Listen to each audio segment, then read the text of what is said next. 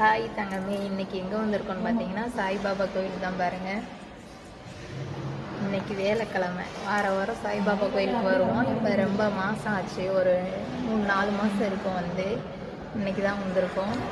இன்றைக்கி வந்து 22 டேட்டு பாருங்க எப்படி இருக்கிறாருன்னு.